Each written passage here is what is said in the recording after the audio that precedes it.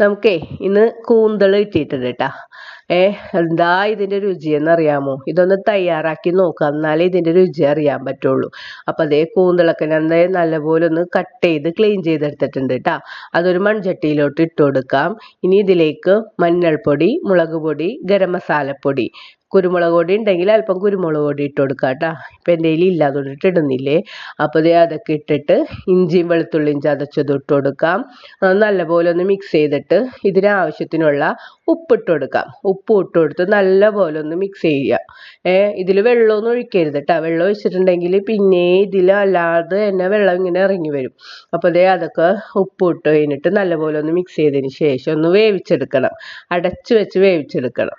വെന്തതിന് ശേഷം അത് ഇറക്കി വെച്ചിട്ട് വേറൊരു പാൻ അടുപ്പിലോട്ട് വെച്ചിട്ട് അതിലേക്ക് ഓയിലോ വെളിച്ചെണ്ണയോ ഒഴിച്ചു കൊടുത്തിട്ട് ഈ വേവിച്ച് വെച്ചിരിക്കുന്ന കൂന്തൾ ആദ്യം വെള്ളമില്ലാതെ ഇങ്ങനെ ഊറ്റിയെടുത്തിട്ട് ഇടണം. എന്നിട്ട് അതിലത്തെ വെള്ളമൊക്കെ ഇതായി കഴിയുമ്പോൾ കുറേശ്ശെ ആ വേവിച്ച വെള്ളം ഒഴിച്ചു കൊടുത്ത് വറ്റിച്ച് ഇതുപോലെ മൊരിയിച്ചെടുക്കണം. എന്നിട്ട് ഇതിലേക്ക് ഒരു അര സവാള, ഒരെണ്ണം വേണ്ട, തിരിയല്ലേ ഉള്ളൂ. അപ്പോൾ ഒരു പകുതി സവാള എടുത്തിട്ട് അത് ചെറുതാക്കി കട്ട് ചെയ്തിട്ടുണ്ട്. ഒരു പച്ചമുളക് ഇങ്ങനെ ചരിച്ച് അരിഞ്ഞെടുത്തിട്ടുണ്ട് കേട്ടോ. അതും ഇട്ട് കൊടുത്ത് അതും നല്ലപോലെ ഒന്ന് വഴറ്റിയെടുക്കണം. നല്ല അടിപൊളി രുചിയാണ് കേട്ടോ. എല്ലാവരും ഒന്ന് ട്രൈ ചെയ്ത് നോക്കണേ. വീഡിയോ ഇഷ്ടമായാൽ ലൈക്ക് ചെയ്യാനും ഷെയർ ചെയ്യാനും കമൻറ്റ് ചെയ്യാനും മറക്കരുത് കേട്ടോ. സബ്സ്ക്രൈബ് ചെയ്യാതെ കാണുന്ന ആരെങ്കിലും ഉണ്ടെങ്കിൽ ഒന്ന് സബ്സ്ക്രൈബ് ചെയ്യണേ.